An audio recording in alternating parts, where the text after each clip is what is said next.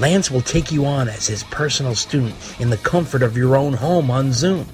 To sign up, contact Lance via email at lancetlessons@gmail.com. Lessons are at an affordable rate of $40 an hour. Email Lance today at lancetlessons@gmail.com. That's LANCETLESSONS@gmail.com. And learn how to jam like a star. Hi, this is Brian Young, formerly of the David Lee Roth Band, and you're listening to Dave and Dave Unchained. If you would like to send us a letter asking a question or making a statement or whatever you'd like to say, you can send it to ddunchainedpodcast@gmail.com. I never imagined anything else.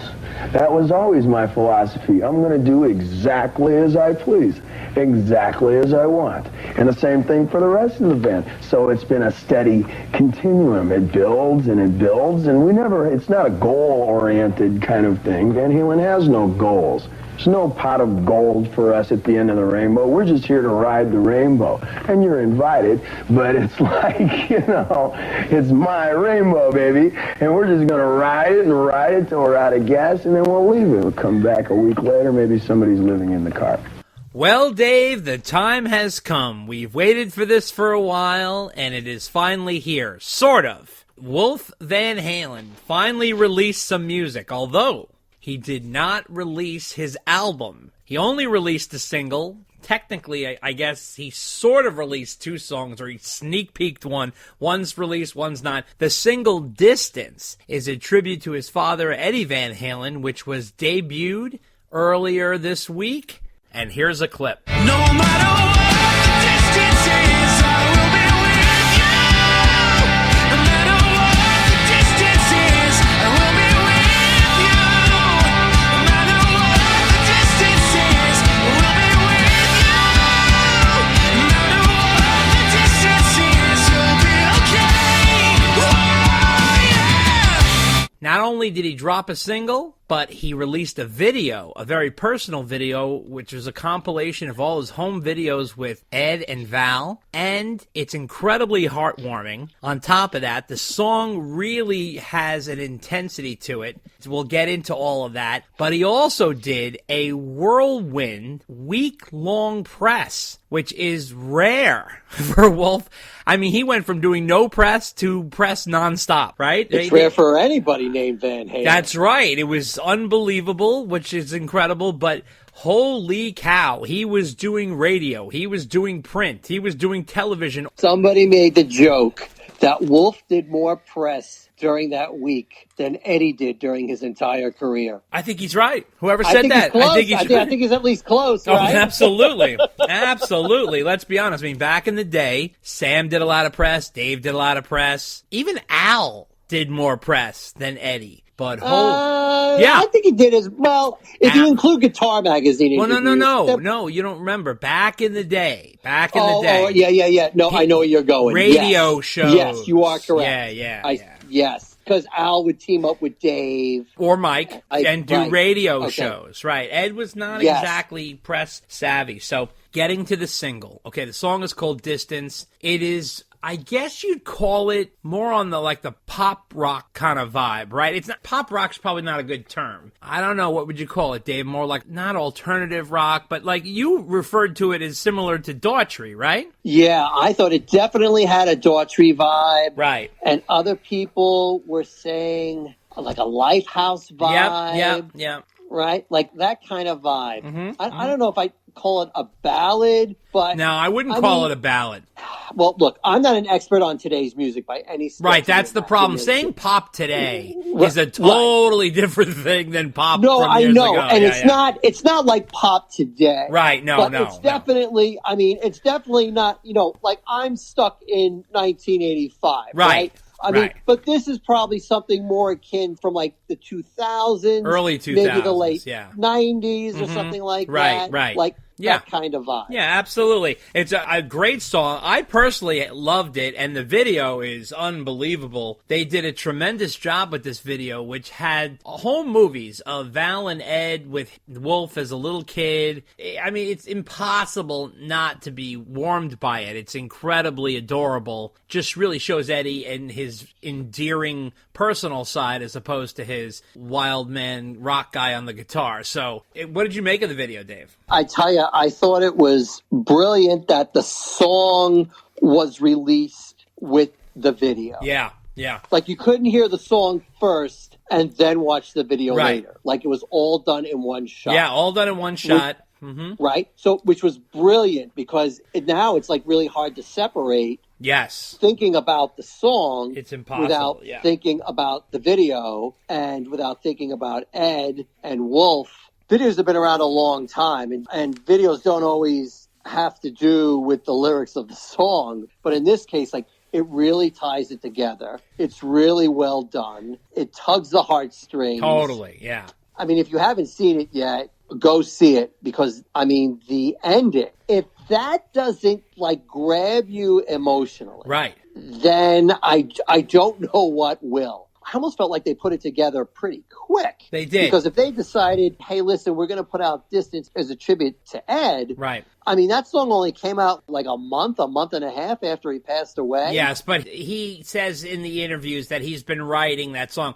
I mean, let's be honest. Oh, no, I know the song's been around. Yeah. The song has been around a while. Right. I know we'll probably get to this a little later, but my impression was, you know, like they cleaned it up, they finished it, whatever. And maybe they had an idea for the video, but still to put it together and have it out there. I mean, the video is really, really effective. And let me tell you something. You don't even have to know who they are to be affected by it. That's what's incredible. No, you're absolutely right. Yeah. Good call, Dave. That's what's so amazing about it. You don't even, if you just showed it to someone who didn't even know who Eddie Van Halen was or know who Wolf was and just listen to that song and watch that video, it is astounding. It really is a beautiful piece. And it is, like you said, the song is good too. You know, it's not like some throwaway crapola. Like we said, it does remind us of a few other bands and that kind of style of music. Right. But still, it is well done, well executed. Oh, yeah. I don't want to say it's like this catchy pop song, but it's very accessible. It hooks you right in. I don't want to say it's like a hooky song, but yes, it hooks you. It hooks you right in. It draws you in. It draws you in. And interesting, like you said the word ballad earlier, I think where people are getting that from, it's not ballad musically, it's ballad emotionally, I would say. Lyrically and emotionally, it's like typical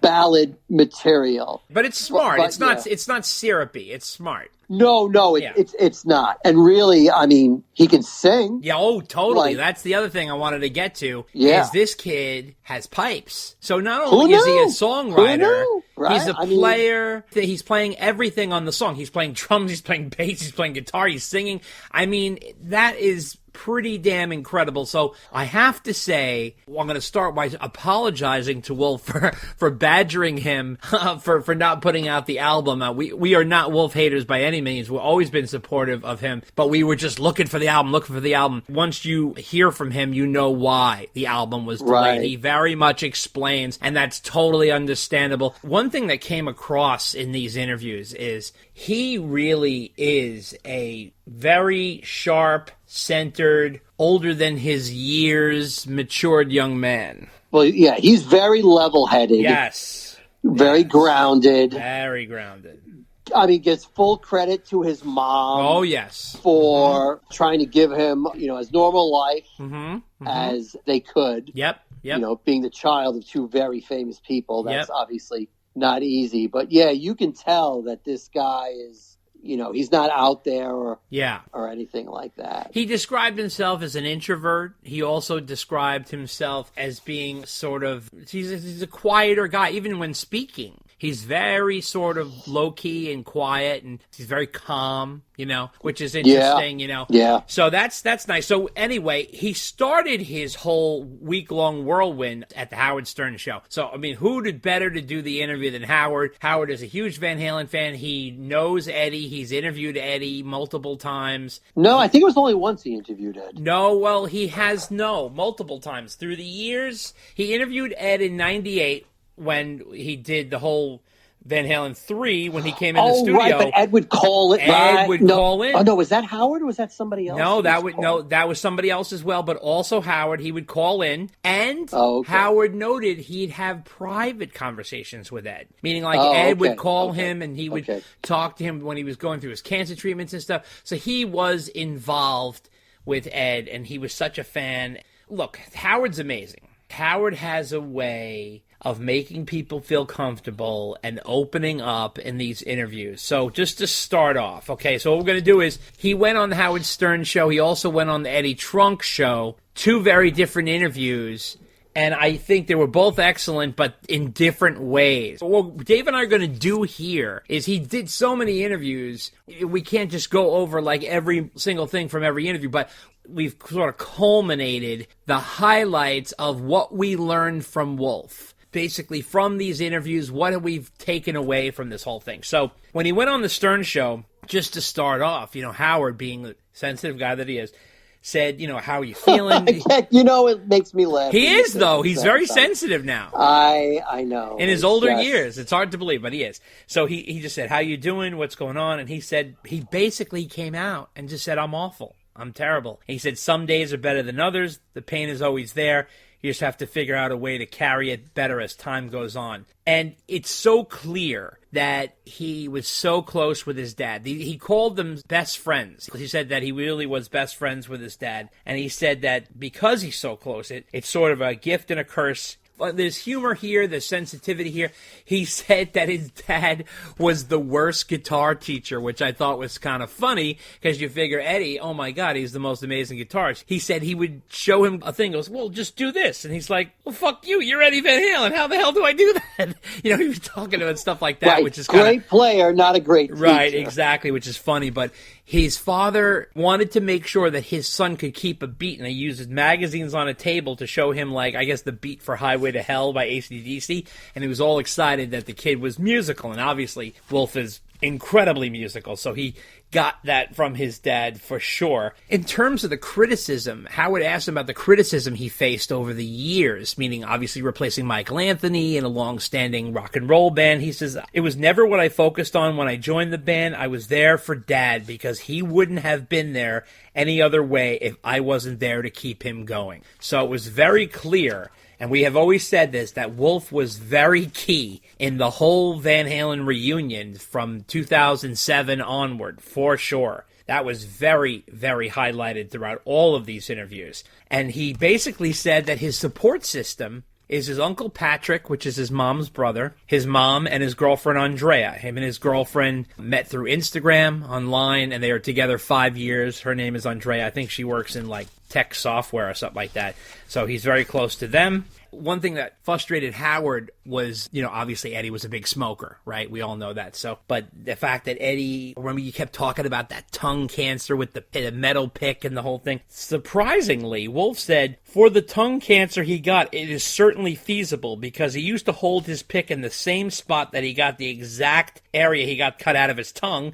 And it's way more possible than I can certainly believe, if you can believe it or not. He also talked about being on the road with Van Halen in 2007. He was in 11th grade, and he said in between sets and sound checks and stuff like that, before and after, he would have to do tutoring work, if you could believe that, which is sort of interesting. And then he did go back to school for his senior year after the Van Halen reunion tour, 2007-2008. He says, I at least have to get my high school education. I guess that was something that his mom wanted for him to have, for sure. You know what I mean? Right. And the other interesting thing that he had said about the tongue cancer thing is that it hadn't been reported as tongue cancer. Right. I think he said it had been reported as throat cancer. Or something like that. Yeah. And so people always be like, well, how did you get throat cancer from a pick? And it wasn't at that time. Right.